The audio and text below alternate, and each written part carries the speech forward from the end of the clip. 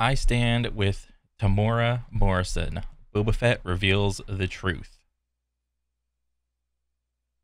Well, essentially, Temuera Morrison, who played, of course, Jango Fett and Boba Fett, was at a convention in Australia and he was asked something about Boba Fett, to which he said this.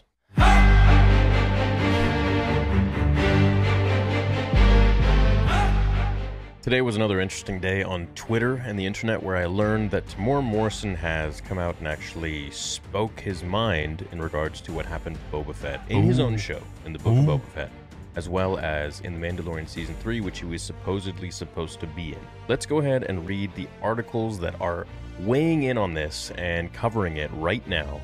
And I want to cover it myself too. So across the board, we got a million different articles covering this. People on Twitter, YouTube, the internet, Instagram, TikTok. It's just going nuts right now. What's happening? I want to give my view on it too, because I think this is something really important as it ties into a lot of the things that we've been discussing over the years with the rather mismanagement, I would say, of Star Wars. Back in 2019, The Mandalorian saved Star Wars. It was a dark time. The sequel trilogy was coming to a close. Mandalorian Season 1, at least, and to some degree, maybe Season 2. At least Season 1 was awesome, all right? It's just, it goes back into that old, like, Western thing of Star Wars, where it's like, you know, you got the one guy in the mask, kind of like bounty hunter, Clint Eastwood type feel. At least that's what I felt, all right? So that's one of the main reasons I liked it. I don't know, it just felt good. Close with J.J. Abrams' Star Wars Episode 9, The Rise of Skywalker, and fans were very divisive. Still are. I think toxic positivity. Right, I thought Rise of Skywalker, the 2019 Star Wars movie, I thought that one was like, it was good. It was like a decent base. You know, yeah, it was like a lot of copying, you know, plot lines from A New Hope or whatever, but like, I think it was still like not terrible. It is one of the biggest problems in today's fandom, but we can get to that in another video on its own. Being a Star Wars fan back then was rough, but Jon Favreau's new Star Wars series managed to be developed secretly with Disney Plus and was the flagship series for the streaming platform. The rest is history, as The Mandalorian remains one of the most popular Star Wars projects ever made, with fans loving Grogu and Din Djarin. Not since Season 3 came out. Their story has evolved from being a bounty hunter collecting their bounty to a father and son dynamic that very few can achieve on the big screen, you know, unless you're playing God of War or The Last of Us or, you know, anything like that.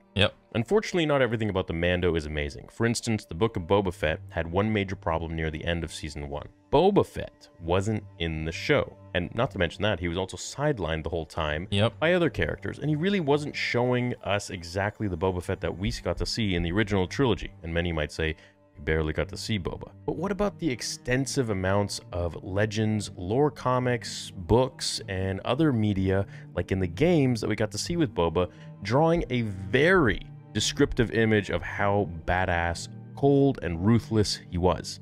Yeah, but since that lady took over or whatever, she like disowned all that bullshit and said, no, that's not canon anymore. So yeah, whether or not they want to use any of it and try to shoehorn it back in, that's a whole nother story, you know? Of course characters change over time. Of course people evolve. Of course people change their ways and their opinions and their thoughts.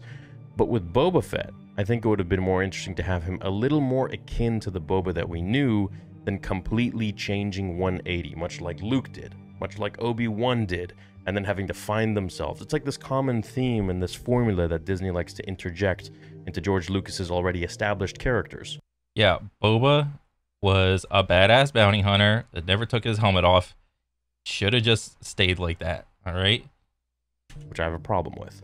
Boba Fett wasn't in the show. For some reason, Din Djarin had to come into the series and take over the spotlight for over 2 episodes for 1 season. For over 2 episodes? Just be like 2 and change, man. What do you mean over 2 episodes? It's not quite 3. Whatever. Explain why Grogu was suddenly with Din Djarin in Season 3, which I've made a video on by itself, and I think that was one of the biggest mistakes that Disney has done. Forget the sequel trilogy, this is definitely up there with them. I think what they set up in Season 2... I don't know if it was the biggest mistake. I will at least say it was a mistake. There's a lot of other things that I would argue that are like bigger mistakes, like the whole light speed ramming through like the Star Destroyers and all the dog shit lightsaber fights or whatever. There's a ton of other things. The clone Palpatine. To what Jon Favreau set up at the end of season 2 with Luke taking Grogu was a beautiful move, and it kept you hungry, wondering what's going to happen with Grogu now. The fact that they retconned that and changed it, probably for some board executive piping in and saying, I think we should put Grogu back in there. It'll probably rise up the analytics. Big mistake in my opinion, and that's only my speculation. While fans thought the series would continue without Grogu... This is a hot take, but like,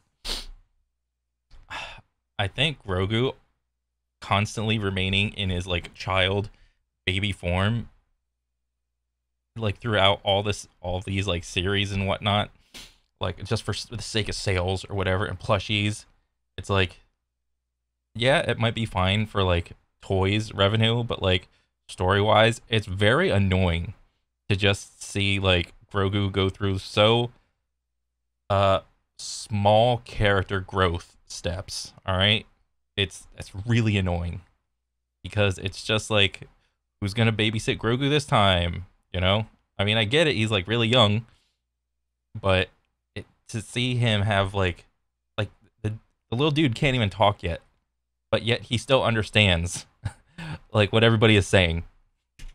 Grogu for a small amount of time, Disney wanted Din Djarin to find a way to include the bounty hunter and his little green friend in Boba Fett's show. Unfortunately, Temuera Morrison never got the call to join the cast for the Mando 3, and he shared his feelings at a recent convention. Ooh. And this recent convention, for those who want to know, was at the Supernova Comic-Con and Gaming Convention in Melbourne, Australia, where Temuera Morrison was asked if he was supposed to have a cameo appearance in The Mandalorian Season 3. The actor gave an entertaining response on stage, which means that he was probably lighthearted about it, most likely, and claimed that he was supposed to be in it, but his phone never rang. So let's go ahead and read the actual message. Well, that Mando guy stole a few chapters of my book.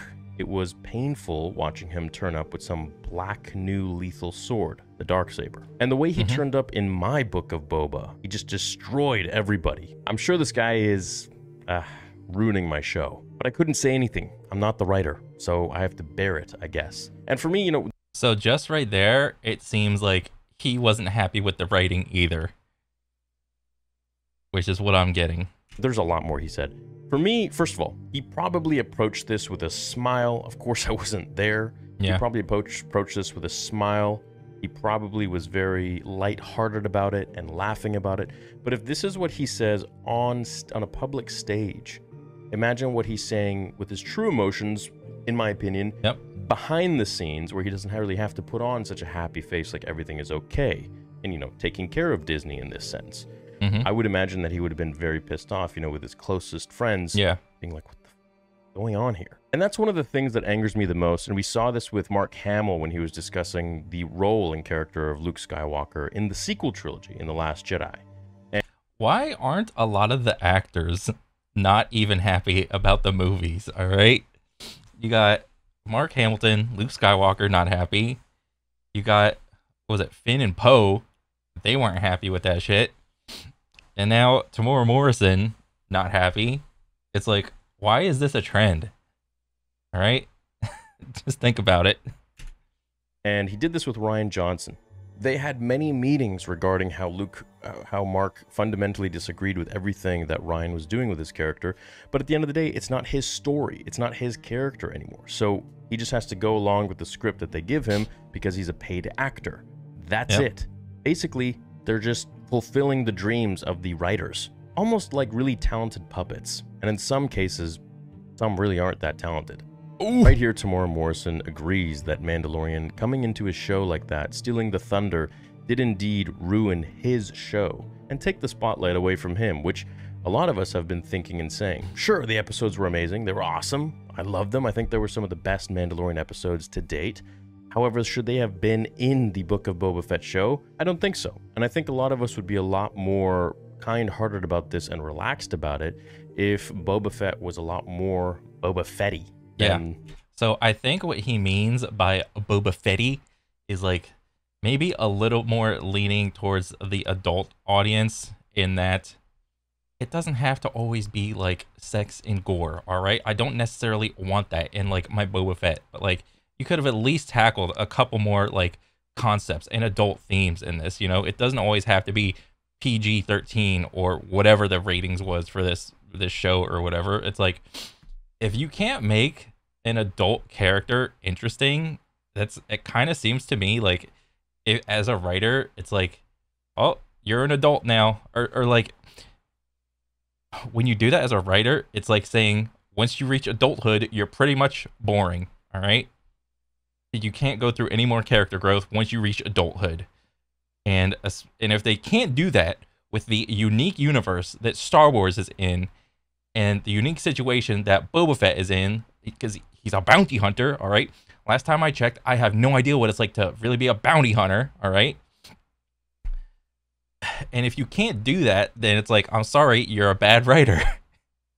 How he was portrayed in the show. I think a lot of us can discern the major difference between Boba Fett in Season 2 of The Mandalorian when he showed up for his armor, compared to the Boba Fett we got in the Boba Fett show. Then the actor shared that he believed that Disney was dealing with some cutbacks on Star Wars content, which is why certain shows like the Book of Boba Fett and Obi-Wan Kenobi might not have a second season in development. I think there was a few changes going. Okay, so Obi-Wan, that was, I saw that, and that was horrible. Oh my god. Book of Boba Fett, it was like, it had a couple good episodes, but I would say you don't need another Book of Boba Fett. If that is the same, if you're going to use the same style of writing, neither of those shows deserve a second season. You need to, if you want to put a second season, you need to hire new writers, new director, brand new. Try to repair the damages that you've done from season 1 of both of those shows. Going on. We also come under the big umbrella known as Disney now too. So it's one of the last few conversations we had in LA. The conversation started like, oh look, we're having a few changes, we're having a few cutbacks. And when you hear that at the other end of the line, it's no good trying to negotiate any more money, that's for sure. But we'll see what happens. Now, something else the other article didn't include, which this one does, which is we got this covered.com. I was supposed to be in The Mandalorian Season 3, but nobody rang me. I was waiting for the phone call in New Zealand, waiting and wanting to give up. So I believe that there must have been some different scripts for The Mandalorian Season 3, as the one that we got was probably the most safe, basic, in my opinion, boring season that we could have gotten for. You're right about that, man. And I would even say it was like dog shit. It was like the weakest season of the 3. It would have been at least nice, you know.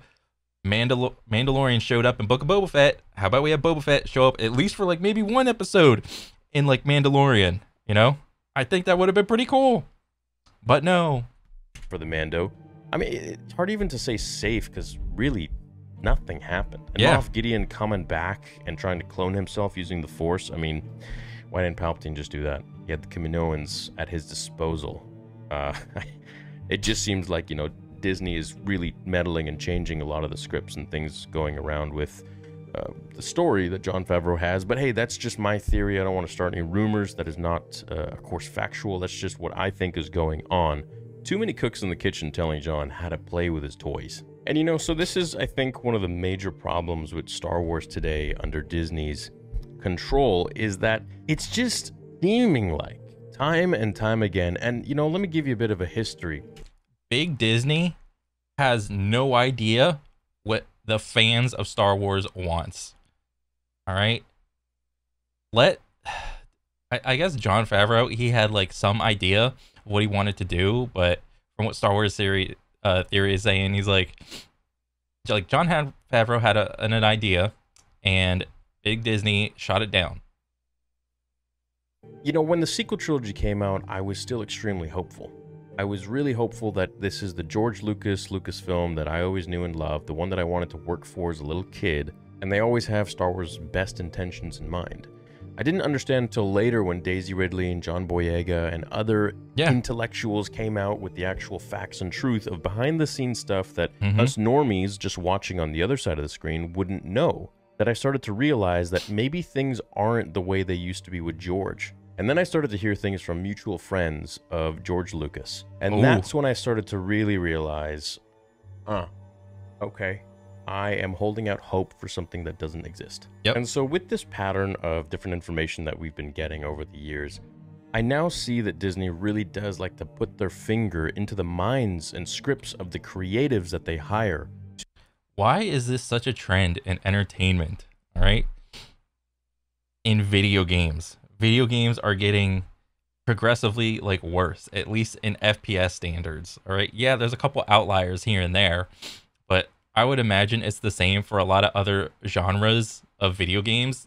They're just like so surface level. They're not interesting. There's nothing compelling about them. I don't want to play any of them. And it's like, it seems to be the same thing with like movies and like TV shows now. I don't know what it is, man. It's like, I just don't know. I wish I knew. To make these projects. And a lot of the time, the people that they're bouncing back and forth with and firing this dude, hiring that guy, firing this girl, it just seems like they got too much say in what's going on. And I really don't think that they have the Star Wars homework under their belt to really be making these kinds of decisions and altering stories that otherwise would have probably been much better had they not meddled and stepped in. I wonder when they're going to learn. Anyways, I stand with Temuera Morrison, always have, always will, and I don't think this is a Temuera Morrison versus Disney kind of thing. That being said, I stand with Temuera Morrison always, and whether he was extremely lighthearted about it or not on stage, you have to eventually look at things logistically and realistically and say, look, the actors themselves, who Temuera Morrison was trained by George Lucas on who Jango Fett was, on who Boba Fett was, and is now having a say in where he thinks his character should go, and is thinking that this is now straying far from the path of... Sounds exactly like Mark Hamilton, or Mark Hamill, for Luke Skywalker. There's like, you can YouTube how many like times Mark Hamill spoke out against like the movies he was in, you know, compared to all of his like prequel stuff versus his sequel stuff, and how he felt the character should go. You know, it's turning out to be the same thing with Temuera. Of what once was and what it was supposed to be and what it originated as with George Lucas's character. And so it would be wise to think, if it seems, if you don't care about the story and you're big Disney, why even go through all of the trouble in hiring like the specific actors? Why don't you just hire like some like a random actor to try to, you know, bolster like the new character and fill out the diversity quota and whatnot? All right. If anything, if you're an actor, like a, I don't know, like one of these like well-known actors, like Obi-Wan or Luke Skywalker, or, you know, and they're trying to hire you for like another season, I would ask for way more money because you have that much more say. Because what are they gonna do? Hire someone else? They don't have another option. Oh my god. Huh. Maybe this dude who was trained by the guy who created all of these characters and this whole story and the reason we're all here to begin with might have a point as to what he's talking about. Maybe he knows a little something that we don't. And on top of that, I think it's pretty weird they didn't have Boba Fett in these pins here, these badges for Star Wars Celebration. If indeed they weren't there, maybe there are more badges that we're not aware of or aren't in this post. But if that's the case, it's a little weird. Whatever. I hope you guys enjoyed this vid. Let me know what you think about it. As always, keep your discourse polite and respectful. Find me on Twitter. I love making a wave on there and having some fun just by voicing my own opinions, because in today's day and age, that's really frowned upon. Unless you consume and accept everything with a smile on your face, regardless of the taste or smell. Have a great day, and may the Force be with you. I'll see you all in the next video. All right. Good stuff. I had no idea. So like when I watch like Book of Boba, it's like I saw the whole show and I was like, who greenlit this? All right? what is happening? Like, I saw it and I'm like, this is not my Boba Fett. My Boba Fett is a badass. This guy wants to walk around and use like respect, and it's like how do you what did he say in the show? You don't earn people's respect by fear and violence or something. You earn it by being like what do you call it? I don't know. God. Well, it's just nice. It's at least nice to know that Temuera is also in the group of actors that wholeheartedly disagree with the direction that Disney is going towards with all of their Star Wars bullshit. All right. And you know what? It's like Star Wars is always going to have that potential to come out with like something cool because that's just the universe. All right. But like, if we go by precedence, it's like, when was the last time Star Wars got like a W? Like any of the recent movies, any of the recent shows, save like a season or two of like some show. It's like there are more L's with Star Wars than there are W's in recent history, which is so sad. So, whatever. All right. Check out Star Wars Theory. He's awesome. So, that's about it. See ya.